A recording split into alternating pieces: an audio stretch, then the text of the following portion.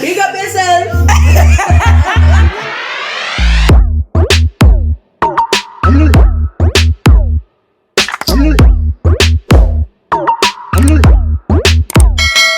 Hi guys, thank you so much for tuning in and clicking on this video. I'm really excited to be doing this video because we're going to be talking about the UK's most talked about show on YouTube at the moment, Blue Therapy, and it is episode 3. Oh gosh, so much to unpack. So I'm going to be focusing specifically on Deborah and Jamel, and then I'm going to do a separate video for Chioma and Paul because it was too much. Like, this would have been so long, but we're going to break it down. Episode 3, Blue Therapy, and they titled it "My Girl Is Too Loud for My Ghanaian Parents." Okay, we're gonna get right into it. Let me know your thoughts in the comment section, and if you are new, feel free to hit the subscribe button.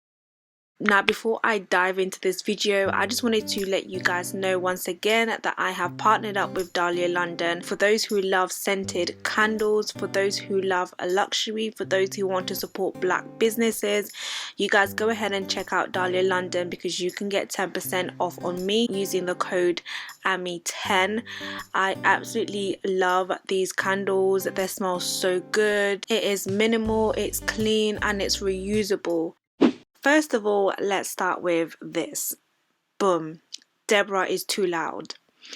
That's one of Jamel's concern. He's Ghanaian, Deborah is Nigerian, and he expresses the fact that she hasn't met his parents yet. Alright, cool. Here's my thing, I'm just going to throw it out there. Sorry, this episode Jamel was acting highly suspicious to me, and I saw a different side to him that I haven't seen in the past couple of episodes. It was very interesting to see this side of him because I think prior to that the focus was so much on Deborah and what a spoiled brat she is, how selfish and self-centered she comes across, and how Jamel is so innocent. Jamel is just a really good guy. But I feel like episode 3 gave us a little bit more context. For me anyway, I feel like I was able to understand the dynamics of their relationship a little bit better. Let me just say this. You've been together for a year. Bearing in mind that there was a part where Jamel was like, I know you, Deborah. Like, I'm not just some random guy that you just met. Like, I know you. So if you know the girl, then first of all, how are you now so concerned that you're not sure if your parents are going to be able to accept her? And secondly, Jamel was saying how his parents are, how he's Ghanaians and his parents would prefer for him to be with a Ghanaian, and he's bringing it up like it's a legit concern. I'm sorry, but you're saying that this is something that you want to marry, but you're saying it as if it's something that she can change. That's a choice that you made to be with somebody who's not Ghanaian, to be with somebody who's actually Nigerian, maybe something that they would oppose to. And on top of that, you're saying that, oh, you know how Nigerians are loud, and that's one of the reasons why you've not introduced her to your parents. I feel like that is just complete BS. Like, for me, you knew she was Nigerian. In your head, you have an assumption that Nigerians are loud. And thirdly, you knew that your parents wanted you to be with a Ghanaian, so they would oppose this. This would cause issues. Even though he said that that's their belief and he's still going to do what he's going to do. But regardless, it just kind of made me feel like I'm not buying that reason. Like, there must be another reason as to why you don't really want to introduce her yet. Okay, he said this is his fourth relationship and he wants to make sure that it's the right relationship. I mean, I personally feel like a year, that's fair enough, because in our generation now, we're so microwave that we want everything fast. We want everything now. Deborah introduced him 3 months into the relationship. That's her choice. Personally, I feel like that's still early. I think one of the things that I've learned about relationship is take your time. Like, if you're going to be with somebody for the rest of your life, then what's a year compared to the rest of your life? Do you get what I mean? Like, what 3 months compared to the rest of your life? Like, there's actually no need to rush, especially if you are confident enough to know that that person is for you and you're for that person. Like, take your time and embrace the journey. Like, don't feel like you need to rush everything. By 1 year, the only thing that I would say is that by 1 year, I still wouldn't expect you to be indecisive about whether you should introduce me to your parents. Like at 1 year, you should start now thinking, babe, it's been 1 year now. I think this would be a really good time for us to think about meeting the family. Like that's the kind of conversation that we should be having at 1 year, not still you being in doubt. That's very concerning, if anything. And on top of that, he tells his parents that I'm seeing someone. When Denise asks, has your parents brought this up? And he says, I'm seeing somebody. Okay, he didn't clarify at what stage in that time frame did they ask. Is it 3 months in, 6 months in, 1 year in? Because that will make a big difference. But if you're telling me that 1 year into the relationship and your parents ask you and you're telling them, I'm seeing someone, that's a big problem, bro. Like that is a big problem. What do you mean I'm seeing somebody? That relationship is not defined. In your head, you both have a different definition of what the relationship is. Like you both have a different commitment level. That's not good at all, because for me to say to my parents that I'm seeing somebody is kind of me dismissing the relationship. Number one, I don't want them to get asked too many questions, because the person is not that important for me to tell you about it yet. Like I still want to keep it on the side. Like I don't want to bring that into the house so much. So to me, sorry, that's a no. Like he needs to clarify. Like it would have been good for him to clarify at what stage did you have this conversation with your parents? Was it 1 month, 2 months, 3 months, 4 months, 5, 6, 7, 8, 9? Like when? Do you know what I mean? That's what we need to know. Then Deborah brings up the whole Clubhouse issue. This is something that's obviously an issue to her. He blocked her on Clubhouse. This is when, to me, he starts getting really suspicious. Like, because you know, the way he was talking about her at the end, he was really kind of expressing his interest. I don't even know if they truly love each other to that extent, but he was really expressing what he wanted in this relationship. He said that Deborah is somebody that he could see him marrying, and this is why he's working extremely hard, etc., etc. But you're blocking her on Clubhouse. Like, she doesn't have access to your phone. Like, I don't think these are things that should be like spoken of in such intensive remits or like intensive conversations, but it should be natural, like what she said. But why are you blocking me off your social media?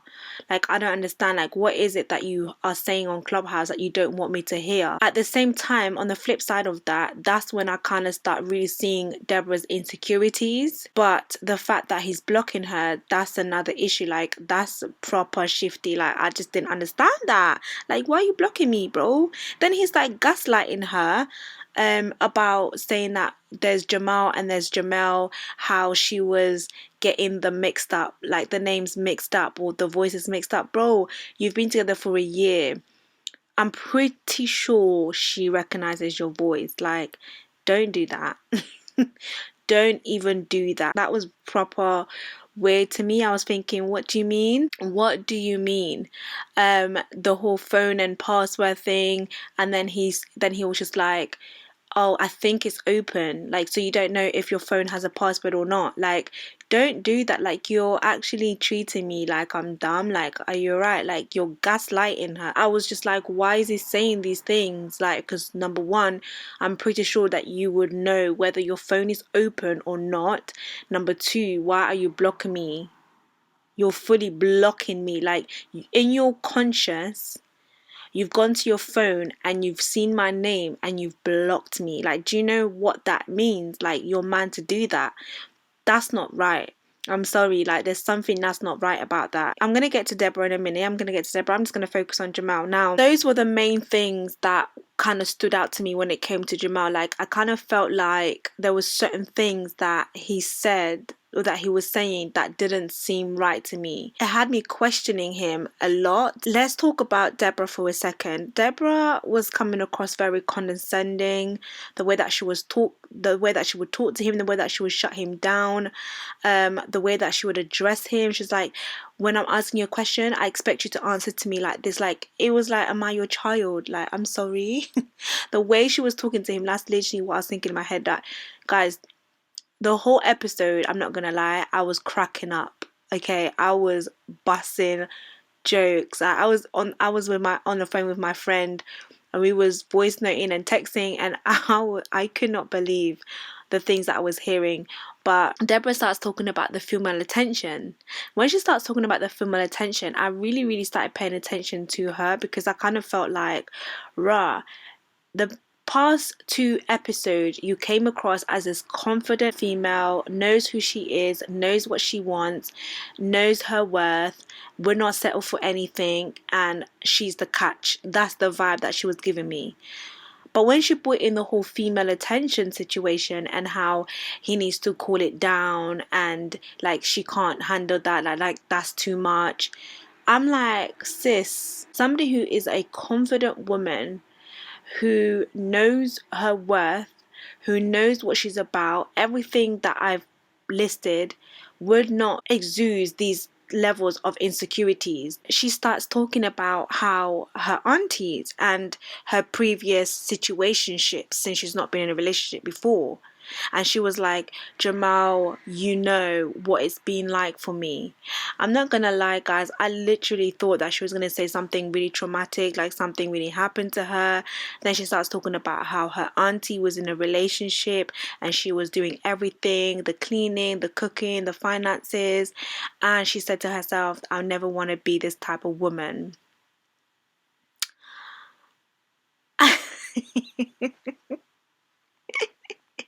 And then she was in a situationship, and the guy was basically trying to make her this woman that she's vowed to herself that she was never gonna be. From that moment, I was legit like, okay, sis, what do you bring to the table?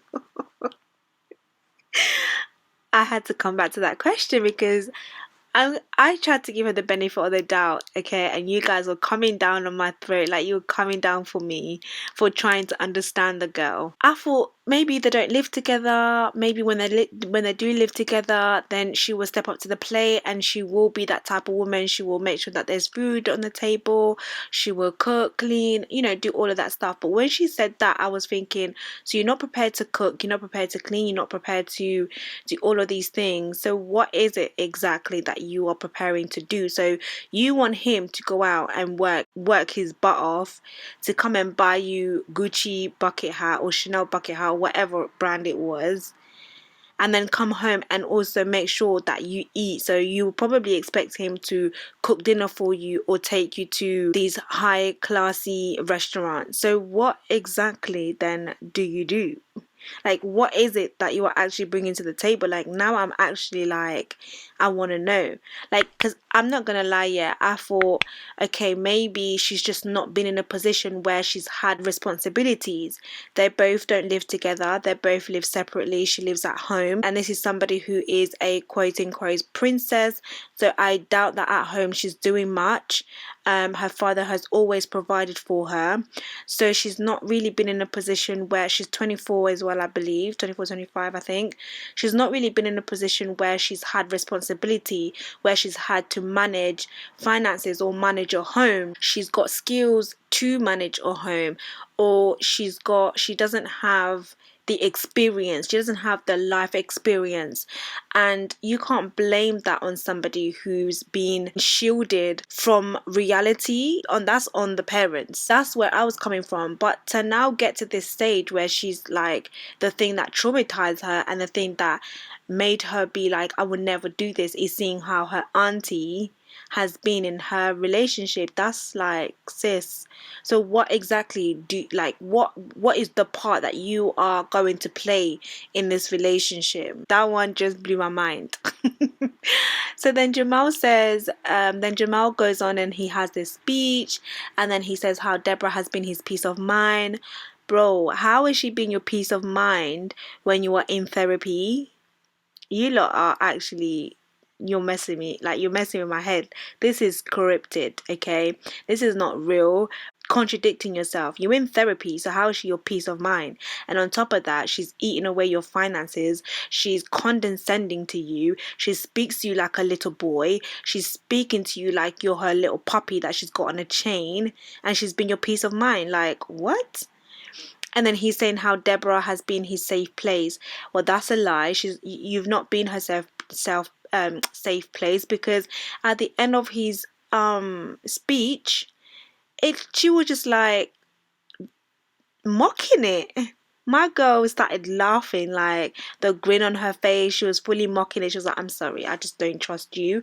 Like, I just, like, what do you want him to do? Do you want him to, like, I don't understand. The guy just poured out his heart and then you're mocking it. Like, you're fully laughing in his face and was like, well, what you just offered means nothing to me because I still haven't had my gifts that I want. And therefore what you've said is trash. That's literally what she's done. So how are you her safe place? Her father is her safe place, not you. You are an experiment to her. Jamel's saying that he sees Deborah as his wife, that's why he's working so crazy. Like, I can't believe that. I'm sorry. Like, what is it about Deborah? If you were able to, if you can sit there and ask a woman what you bring to the table, and say how, you know, relax, like you've never been in a relationship, keep your phone from her, block her on your social media. What is it about her that's wife material that you can sit there with your chest and say that, you know, you're hoping that she can be your wife? And this is only 1 year in, by the way, in the relationship. These two should not be together. Like, this is, maybe they're comfortable in their toxicity, maybe they're comfortable taking from each other, maybe they will get to a place where it's like, nah, I can't do this anymore.